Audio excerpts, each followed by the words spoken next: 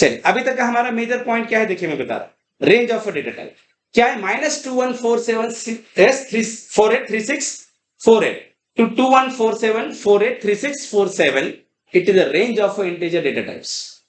फिर सवाल है हाउ दिस रेंज और why this range of integer, ये आपके इंटीजर की रेंज क्यों है, या इंटीजर में इतना ही रेंज क्यों दिया?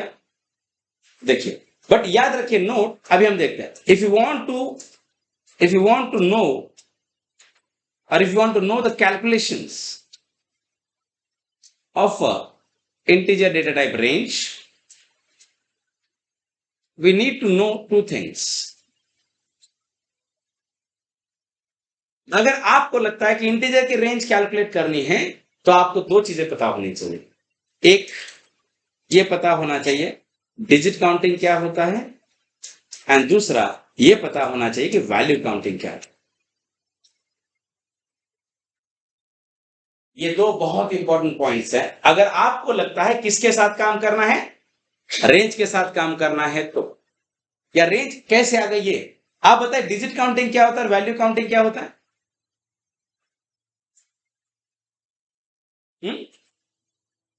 देखिए, डिजिट काउंटिंग में जीरो को भी काउंट किया जाता है और वैल्यू काउंटिंग में जीरो को काउंट नहीं किया जाता। मतलब देखिए, digit counting means we can count zero as a value, yes or not? और डिजिट काउंटिंग में right we can not count it zero. Value counting में, डिजिट काउंटिंग में जीरो को लेते हैं और वैल्यू काउंटिंग में जीरो को काउंट नहीं किया जाता। जैसे एग्जांपल बताऊं, चलिए अभी मैं आपको यहाँ पे एग्जांपल के साथ क्लियर करता हूं। मान लीजिए मैंने कहा 0 to 9। अब देखिए, मैंने अगर आपसे कहा चलिए बताइए यहाँ पे नंबर ऑफ डिजिट कितने हैं एंड नंबर ऑफ वैल्यूज कितने हैं। यहां नंबर ऑफ डिजिट कितने हैं गाइस? 10 होते हैं। देखिए अभी 10 क्यों हो गए नंबर ऑफ डिजिट? तो जब इसका काउंटिंग करेंगे तो 0 1 2 3 4 5 6 7 8 9। अभी आप इसे देखिए, ये हम रखा, अभी 0 क्या है, यहां से काउंटिंग ये 1 है ना रखा। देखिए अभी डिजिट काउंटिंग में कहां से शुरू किया हमने? 0 से। मैंने 0 to कितना लिखा? 9। तो ये क्या लिखा? 1 2 3 4 5 6 7 8 9 and 10। So number of digit कितने हैं? 10। बट अगर हम वैल्यू, नंबर ऑफ वैल्यूज कितने हैं? नंबर ऑफ वैल्यूज है 9। क्योंकि 0 जब अकेला आता है तो उसका मीनिंग नहीं रहता है, इसीलिए वैल्यू काउंटिंग में उसे नहीं लिया जाता। अगर मैंने 0 रख, 0 का ऐसा कोई वैल्यू नहीं रहता। 0 का वैल्यू कब बढ़ेगा? जब वो किसी डिजिट के राइट में आएगा तब। हर गेटिंग में पॉइंटर नहीं। हाँ, अगर ये 0 अगर 1 के बाजू में आता है, हाँ, तो उसका मीनिंग है। बट अगर ये अकेला आएगा तो वैल्यू के अंदर, वैल्यू के हिसाब से उसका कोई वैल्यू भी नहीं रहेगा। Are you understand my point or not? इसीलिए देखिए, डिजिट काउंटिंग में काउंटिंग कहां से स्टार्ट होगा? काउंटिंग कहां से स्टार्ट होगा? 0 से। और वैल्यू काउंटिंग में काउंटिंग कहां से स्टार्ट करते हैं? 1 से। तो याद रखिए, वैल्यू काउंटिंग में कभी भी या डिजिट काउंटिंग में कभी भी, देखिए डिजिट काउंटिंग की बात अगर आप करते हैं तो यहां वैल्यू -1 होता है। मैंने कहा 10 डिजिट है, देखिए मैंने कहा, सॉरी, डिजिट -1 होगा। मैंने कहा, देखिए एक एग्जांपल करते हैं, जस्ट वेट। मैंने कहा 10 डिजिट है, मतलब कितने वैल्यूज है? 9 वैल्यूज है। Yes or not? 9 वैल्यूज है। मैंने कहा 100 डिजिट है, मतलब क्या? 99 वैल्यूज है। मैंने कहा 1000 डिजिट है, 999 वैल्यूज है। गेटिंग? मतलब डिजिट काउंटिंग में पॉजिटिव के अंदर एक वैल्यू कभी भी क्या होगा? कम होगा। क्यों होगा कम? क्योंकि उसने काउंटिंग स्टार्ट कहां से किया? 0 से। Yes or not? और वैल्यू काउंटिंग में मैंने कहा 10 वैल्यूज है, मतलब 1 to 10 है। Getting my point? देखिए मैं आपको वही बता रहा हूं, हमें काफी अच्छे से कवर करना है। देखिए हमने कहा रेंज, अभी हमारा पॉइंट क्या था? हमारा पॉइंट ये है गाइस, मैंने कहा कि इंटीजर का रेंज इतना है। फिर हमारा सवाल है कि इंटीजर का रेंज इतना ही क्यों है? ये क्वेश्चन हमें जानना है कि ये रेंज इंटीजर का है, तो इसका रीजन क्या है? क्या जावा को 1 लाख, 2 लाख, 4 लाख, 1 करोड़, 2 करोड़ ऐसे फिक्स वैल्यू नहीं दे सकता था? ऐसा बीच का वैल्यू क्यों दिया? तो इसका रीजन हमें ढूंढना है। तो हमने कहा कि अगर आपको लगता है कि रेंज कैलकुलेट करनी है, तो रेंज कैलकुलेट करने के लिए आपको 2 चीजों के साथ काम करना पड़ेगा। क्या क्या पता होना चाहिए? Digit counting and value counting. तो डिजिट काउंटिंग स्टार्ट कहां से होगा? कहां से? 0 से होता है। और वैल्यू काउंटिंग 1 से होगा। सो मैंने कहा 10 डिजिट है, 10 डिजिट है, मतलब वैल्यू कितने? 9 वैल्यूज है। मैंने कहा 10 वैल्यू है, मतलब 10 वैल्यू है, उसमें कम नहीं होगा। मतलब डिजिट काउंटिंग में पॉजिटिव में कभी भी लास्ट -1 होता है। मैंने कहा 100 डिजिट है, मतलब वैल्यू 99। इस प्रिंसिपल को आपको याद रखना। इतना क्लियर सबको? अभी चलिए, अभी हमें देखना है कि इंटीजर का रेंज इतना क्यों आ गया। आप देखिए, range of a data type. देखिए, एक बहुत इंपॉर्टेंट क्वेश्चन हम बात करते हैं, याद रखें। Range of a data type, note range of a data type is dependent on memory size of a data type। देखिए, डेटा टाइप का रेंज किसके ऊपर डिपेंड करेगा? याद रखिए, डेटा टाइप का रेंज मेमोरी साइज के ऊपर डिपेंड करेगा। किसके ऊपर? Memory size. देखिए, एग्जांपल लेते हैं। उसके पहले एक एग्जांपल लेते हैं। मान लीजिए मैंने अगर आपसे कहा कि मेरी ये क्लासरूम है, यस और नॉट, और मैं इसके अंदर इतने बच्चे बिठाता हूं। थिंक,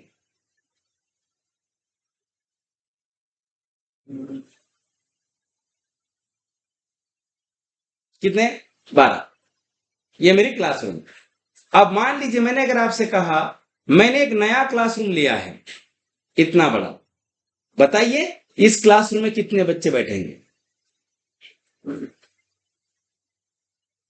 अब इस क्लासरूम में 12 बच्चे बैठ सकते हैं क्या? ज्यादा बैठ सकते। फिर वो कितने बैठ सकते हैं? ये डिपेंड करेगा कि मैंने क्लासरूम का साइज कितना लिया है, उसके ऊपर। मान लीजिए मैंने कहा अगर मेरा ये क्लासरूम का साइज 100 स्क्वायर फीट है, एग्जाम्पल, तो मेरे 100 स्क्वायर फीट में 12 बच्चे बैठते हैं। तो मैंने कहा मेरे इस क्लासरूम का साइज 1000 स्क्वायर फीट है, तो मेरे इस क्लासरूम में कितने बच्चे बैठे? 120 बैठे। मतलब रेंज, अभी देखिए इसकी जो कैपेसिटी है, मेरी जो क्लासरूम है उसकी स्टूडेंट अकोमोडेशन कैपेसिटी जो है, ये डिपेंड कर रहा है कि मेरे क्लासरूम का साइज क्या है, उसके ऊपर। सेम मैंने अगर आपसे कहा कि इंटीजर अगर है, देखिए मैंने अगर आपसे कहा मैंने इंटीजर ऑफ ये लिखा, यस और नॉट, तो मेरे इस इंटीजर ने कितना मेमोरी एलोकेट किया? 4 बाइट। कितना? 4 बाइट। 4 बाइट मतलब कितने बिट्स? 32 बिट्स एलोकेट किए हैं। तो चलिए बताइए इंटीजर के अंदर कितने वैल्यू बैठ सकते हैं। तो उसका एक लॉजिक है, मैं आपको एक्सप्लेन करता हूं। अभी हमने कहा, मेरा पॉइंट क्या है, आप जरा देखिए, range of a data type is dependent on memory size of a data type. अब ये भी इसमें डिपेंड करेगा कि इंटीजर साइन है या अनसाइन है, वो भी डिपेंड करता है। बट अभी हम साइन इंटीजर के साथ काम कर रहे हैं। देखिए ये साइन इंटीजर क्यों है, इसमें क्या आ गया? माइनस वाला सिंबल। अंडरस्टैंड? अभी देखिए मेरा जो इंटीजर है, इसको मेमोरी कितना रिक्वायर्ड है? 4 बाइट। अभी हम 4 बाइट को बिट्स में कन्वर्ट करते हैं। किसमें गाइस? 4 बाइट को मैं किसमें कन्वर्ट कर रहा हूं? Convert in bits. So bits कितने बनेंगे? 32 बनते हैं। अब देखिए मेरे पास कितने बिट्स हैं? 32 बिट्स है, मतलब 4 बाइट है, मतलब मेरे पास 32 बिट्स है। देखिए हम ड्रॉ करते हैं। 1 है ना, कि समझता है? 2, 3 एंड 4। Just wait. 4, उसके बाद ये क्या है? 8, 12, 16।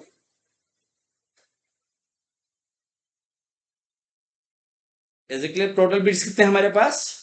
32 या 16, सॉरी, 16, और ये भी है 16।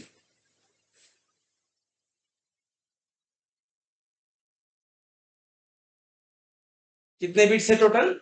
32 बिट्स है। मतलब अगर हम इसे बाइट में कन्वर्ट करेंगे तो ये टोटल कितना बाइट बना?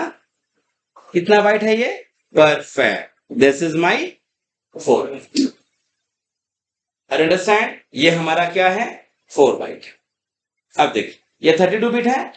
अभी देखिए हमारा रेंज क्या है। अभी हम हमारे पॉइंट पे आए। रेंज कितना है? -2147483648 2147483647। अब एक चीज बहुत इंपॉर्टेंट और एक बता रहा हूं मैं आपको कि रेंज ऑलवेज वर्क्स विथ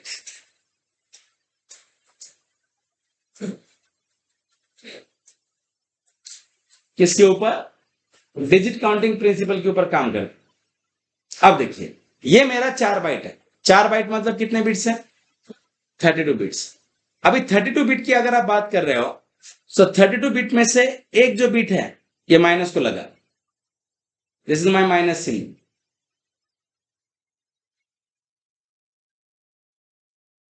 एक बिट किसके लिए है? एक बिट माइनस के लिए। मतलब 32 में से एक बिट अलोकेट हो गया। किसके लिए? माइनस के लिए। अभी आपके पास बचे कितने बिट्स? 31। तो ये जो 31 बिट्स है याद रखिए क्या, ये जो 31 बिट्स है ये होते हैं वैल्यू स्टोर करने के लिए।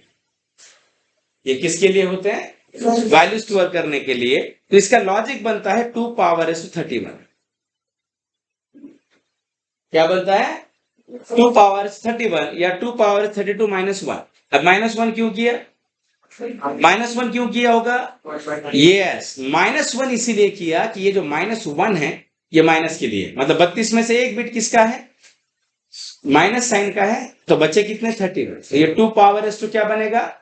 इसका इनडायरेक्ट मतलब रेंज के लिए क्या बचता है फिर? 2 पावर is to क्या बनेगा? बताइए क्या बनेगा? 31। Is it clear? अभी आप यहां पे देखिए, आप कैलकुलेटर कीजिए, निकालिए। 2 पावर is to क्या है? 31 इक्वल्स क्या बना? 2147483648 बनता है। बट आपको एक चीज बताऊं, ये नंबर ऑफ डिजिट्स है, नंबर ऑफ वैल्यू नहीं। क्या है ये? यस। सो लास्ट में पॉजिटिव में क्या आएगा? 47 ही आएगा। अभी देखिए जब आपने 2 पावर is to 31 किया, क्या किया? 2 power is to 31, yes or not? तो ये आंसर आपको मिला। तो ये नंबर ऑफ वैल्यूज है या नंबर ऑफ डिजिट है? नंबर ऑफ डिजिट है। तो डिजिट काउंटिंग स्टार्ट कहां से होगा? 0 से। तो मतलब नंबर ऑफ डिजिट है तो पॉजिटिव में एक वैल्यू क्या होगी? पॉजिटिव में एक वैल्यू क्या होगी? कम होगी या नहीं होगी? -1 होगी ना। तो 48 -1 क्या होगा? 47। ये लास्ट में, और ये माइनस से स्टार्ट होगा फिर। मतलब आपको पता है, इसका लॉजिक बताता हूं। इसका इंटरनल लॉजिक हमारे स्कूल का ये पूरा देखिए। इन्होंने क्या किया है ना, ये साइन इंटीजर है। कौन सा इंटीजर है? साइन। साइन का मतलब negative to positive, yes or not? Sign का मतलब क्या होता है? Negative to positive. तो ये इन्होंने ऐसे एक ग्राफ बनाया है। देखिए इसका सेंटर पॉइंट क्या होता है? परफेक्ट। अब बताइए इसके लेफ्ट में क्या आता है? इसके लेफ्ट साइड में कौन से वैल्यूज आते हैं? निगेटिव आते हैं। और राइट साइड में कौन से आते हैं? पॉजिटिव आते हैं। अब देखिए मैंने क्या कहा, अभी हम वापस से कैलकुलेट करते हैं। वापस से कैलकुलेट अगर हम करेंगे तो मैंने लिखा 2 पावर is to क्या? 31। क्या मिला? 2147483648 और नॉट? अभी अगर आप यहां पे आते, यू कैन कॉपी इट और ये निगेटिव में रखते हैं। इसे माइनस से स्टार्ट किया जाता है, माइनस ऐसे। Is it clear? ये समझाने का बाउंसर मारते हैं। देखिए ऐसे है। इसका ये माइनस में जाएगा, माइनस में जाने को -2147483648 और नॉट। यहाँ पे उसके बाद आता है -2147483647, यस और नॉट? उसके बाद ये कैसे -2147483646, ऐसे करते करते करते ये लास्ट में क्या आता है? -1 आएगा। जब ये लास्ट में -1 आता है, याद रखिए इसके बाद में राइट साइड में यहाँ पे क्या आता है? 0। फिर ये जब पॉजिटिव में जाता है तो 1 2 3 4 5, ऐसे करते करते करते लास्ट में क्या बनता है? लास्ट में क्या बनता है? 47483647 बने। Are you understand? Yes or not? It is a basic logic of integer range. अब ये देखिए हम समरी में जाते हैं। समरी एकदम शॉर्ट समरी करते हैं। ये मैं आपको रीजन के साथ बताना चाहता था। शॉर्ट समरी क्या करता है कि देखिए इंटीजर को मेमोरी साइज कितना लगता है 4 बाइट। 4 बाइट क्यों लगता है? ये जावा के लिए क्या नहीं, ये किसके ऊपर डिपेंडेंट है? हाँ, कंपाइलर के लिए डिपेंड, ये कंपाइलर के ऊपर मायने करता है। अभी हम जावा के कौन से कंपाइलर के साथ काम कर रहे हैं? JIT कंपाइलर में इंटीजर को मेमोरी कितना लगेगा 4 बाइट। 4 बाइट मतलब कितने बिट्स लगते हैं 32 बिट्स। क्या हम इंटीजर का मेमोरी साइज देख सकते हैं? यस, उसका कोड हमने किया है। Yes or not? फिर इंटीजर का रेंज कितना है -2147483648 क्या 2147483647। हमारा सवाल था कि ये रेंज आया कैसे, इसे कैलकुलेट कैसे करेंगे? तो हमने कहा इंटीजर को मेमोरी साइज कितना लगता है 4 बाइट। 4 बाइट मतलब 32 बिट। 32 में से एक बिट किसका? माइनस साइन का। बचे कितने 31। 31 अगर बचते हैं तो 2 पावर s क्या बनेगा 31। तो इसको ग्राफ में अगर पुट करते हैं तो ये नेगेटिव टू पॉजिटिव जाएगा। तो माइनस से लेके प्लस में जाते समय बीच में क्या आता है 0। इसीलिए पॉजिटिव में एक वैल्यू क्या होता है कम होता है। Is clear my point?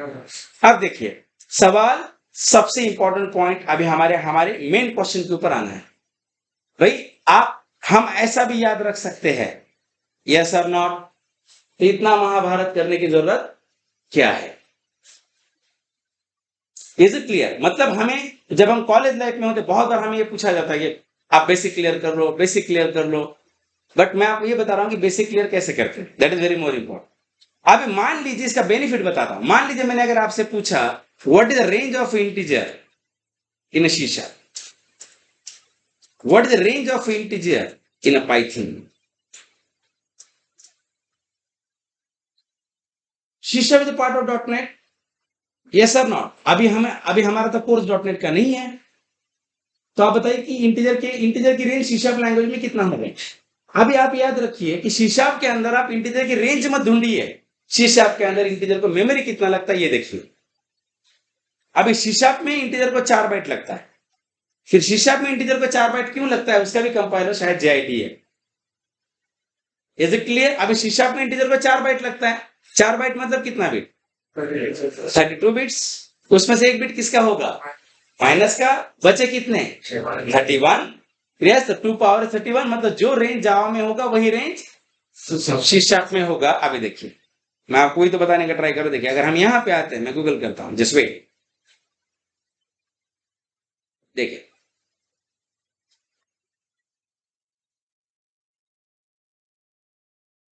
What is the range of integer data type in a शीशा कितना है?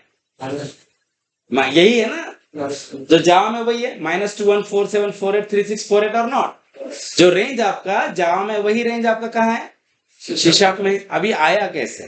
अगर आप इसको देखते तो आप सर्च कीजिए, आपको यही सेम लॉजिक मिलेगा। अभी मैंने कहा what is the range of integer in Python. तो अभी देखिए what is the memory size.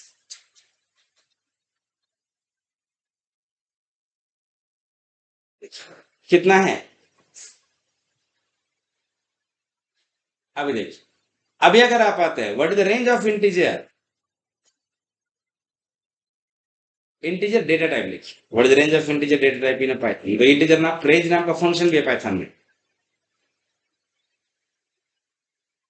Range function is integer data type range. Integer data type ऐसा चाहिए, ऐसा।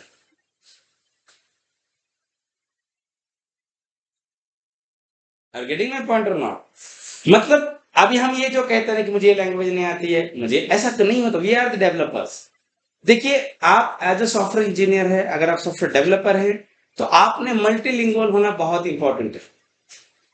या आपके पास उतना स्टेमिना होना चाहिए, उतनी कैपेसिटी होनी चाहिए कि आप किसी भी लैंग्वेज के ऊपर क्या करें मस्त करें जरूरत पड़ने पर। विदाउट एनी हाउ आपका बेस बहुत इंपॉर्टेंट है।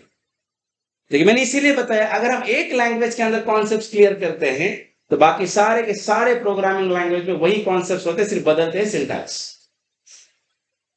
और आप वो दिल से हटा दीजिए कि ये टफ है, ये आसान है, ऐसा कुछ नहीं, it is part of your practice.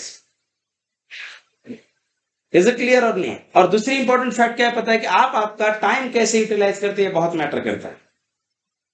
Right. और देखिए जितना भी आप प्रोग्रामिंग की प्रैक्टिस करेंगे, मतलब एज ए फ्रेंड बताता हूं, आप पेपर पेन कीजिए, उसके बगैर आपका लॉजिक नहीं बिल्ड होगा।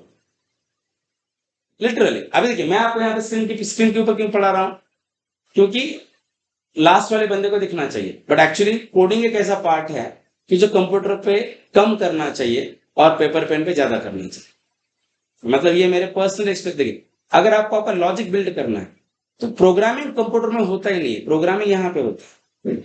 ये चीज आपको ध्यान में रखनी है। अगर कोई प्रॉब्लम स्टेटमेंट है, अगर वो मुझे समझ में ही नहीं आया तो मैं कोड कैसे करूं? मतलब कोड करने के लिए सबसे इंपॉर्टेंट फैक्ट क्या है, मुझे प्रॉब्लम स्टेटमेंट तो समझ में आना चाहिए। Is clear my point? मतलब इंपॉर्टेंट फैक्ट क्या है, आप देखिए प्रोग्रामिंग आप कोई भी कुछ भी कहे, कंप्लीट कोर जावा जो भी है, मैं आपको रिकमेंड करूंगा कि you should write on paper pen. देखिए अगर आपका कोड पेपर पेन पे सही आ रहा है तो कंप्यूटर पे टाइप तो करना है। अगर कंप्यूटर पे टाइप करते बैठेंगे और लॉजिक ही नहीं बन रहा है, हमें डीटीपी का थोड़ी दुकान डालना है। एक्सपीरियंस के हिसाब से बताता हूं, अगर आप किसी भी प्रोग्रामिंग को 2 से 3 महीने प्रैक्टिस कीजिए और बाद में अगर आप महीना 1.5 महीना प्रैक्टिस अगर आप नहीं करते हैं तो जितना भी आपने 3 महीने में एक्वायर किया सारा का सारा भूल जाते हैं। नहीं, इट इज रियलिटी। लाइक ये 100%। मतलब देखिए क्या होता है कि हमारा उतना आईक्यू ही नहीं रहा है, क्योंकि मोबाइल के चक्कर में, बाकी के चक्कर में पूरा कॉन्सेंट्रेशन ही क्या हो गया है, लूज हो गया है। इज इट क्लियर और नहीं? ये बहुत एक खतरनाक चीज हो गई है। इसीलिए आप देखिए जो भी हमें करना है, what happen, we want to be in depth. हम बेसिक भी पढ़ेंगे बट बहुत अच्छे से करना है। और थोड़ा देखिए सिलेबस के लिए समय लगा तो कोई प्रॉब्लम नहीं है। देखिए ये आपको जो आप आज नहीं है तो 4 महीने में, 6 महीने में लगेगी ही, ये मैं आपको दावे के साथ बोलता हूँ, अगर आप टेक्निकली साउंड है तो। बट आपके अंदर उतना डेडिकेशन होना चाहिए। डेडिकेशन लोगों को दिखाना और खुद में होना बहुत अंतर होता है। इज इट क्लियर और नो? जब आपका विजन क्लियर है, आप आपके काम के ऊपर ज्यादा फोकस करें। और दूसरी बात यह है कि आप कभी भी ऐसा ना कहें कि ये बेसिक है, इसको वैल्यू नहीं है, इसको वैल्यू है। इस चक्कर में हमारा पूरा करियर खराब हो गया है। ईमानदारी में झूठ नहीं बोलता। क्लियर? अभी कॉलेज में हमारे साथ वही होता है। कॉलेज वाले क्या करते हैं, चलो IEEE का पेपर लाओ, ये करो। अभी हमारे हाल ये है कि हम इंसर्ट डिलीट अपडेट भी नहीं सेलेक्ट कर, इंसर्ट डिलीट अपडेट सेलेक्ट का भी कोड हम नहीं कर पाते। और हमें एक्सपेक्टेशन क्या होता है, हम क्या करें, IEEE का पेपर इंप्लीमेंट करें, वो हमसे नहीं होता, फिर हम परचेस करते हैं। हमें मार्क्स तो मिलते हैं but what is the drawback, हमें आता ही नहीं है कुछ, सिर्फ फेंका फेंकी के धंधे होते हैं। कहीं कहीं पे तो ऐसा भी होता है कि मतलब ऐसा नहीं होना चाहिए। आप भले आपके प्रोजेक्ट छोटे करें, कोई प्रॉब्लम नहीं है, बट आप खुद से कीजिए। भले आपका बहुत बड़ा प्रोजेक्ट ना हो, कोई मैटर नहीं करता, आप 6 पेजेस का प्रोजेक्ट कीजिए, बट वो ऐसा हो कि उसका एक एक लाइन का कोड आपका खुद का हो, कहीं गूगल से ना किया। It is reality.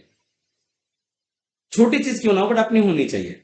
ऐसा नहीं कि आप सिर्फ दिखावा कर रहे हो, ऐसा पॉसिबल ही नहीं होता है।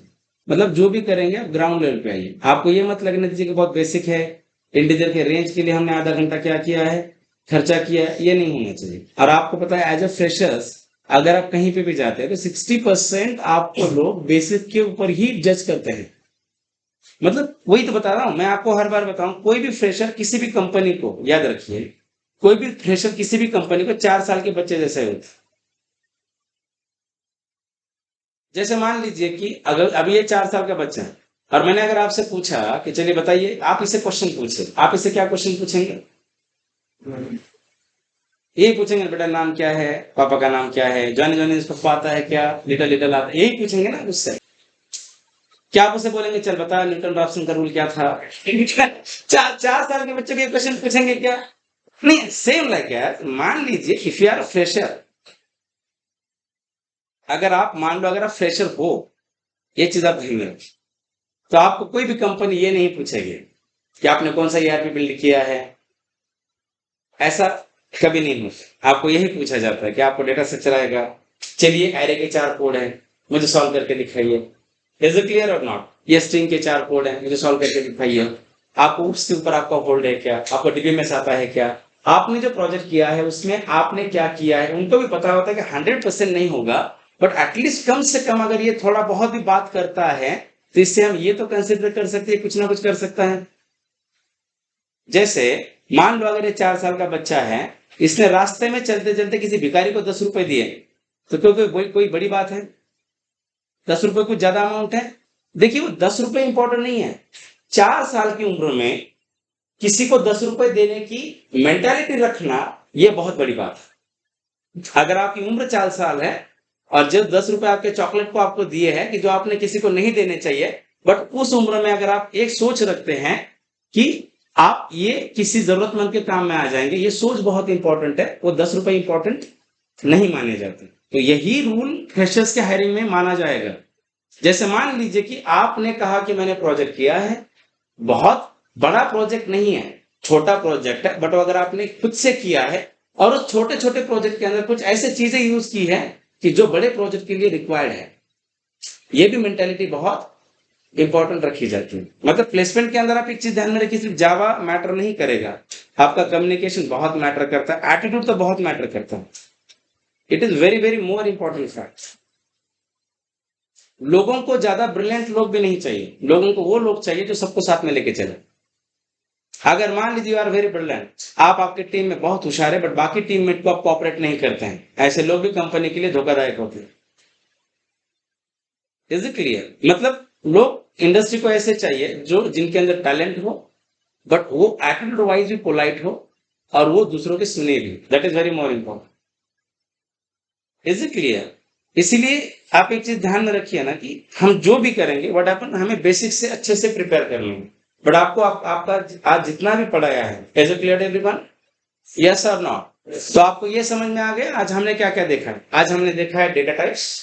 डेटा टाइप्स के अंदर क्या देखा है? डेटा टाइप क्या है, प्रिमिटिव डेटा टाइप क्या होगा, रेफरेंशियल डेटा टाइप क्या होगा, राइट? प्रिमिटिव के टाइप्स कौन से, रेफरेंशियल के टाइप क्या है। रेफरेंशियल डेटा टाइप का डिस्कशन हमने इसीलिए नहीं किया कि वो चैप्टर्स है, जब एक एक चैप्टर हम स्टार्ट करेंगे तब हम रेफरेंशियल के साथ जाएंगे।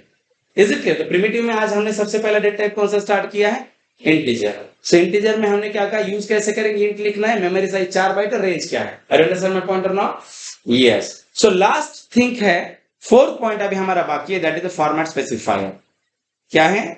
Format specifier. सो अब ये फॉर्मेट स्पेसिफायर क्या है?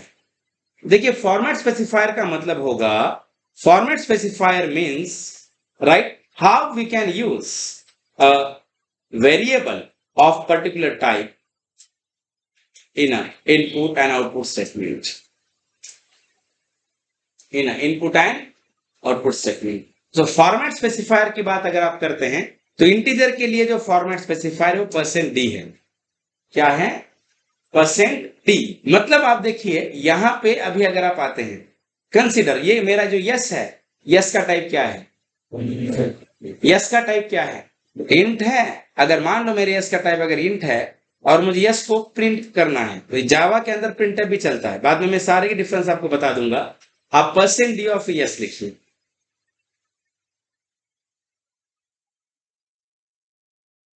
%d ऑफ क्या है? यस कीजिए।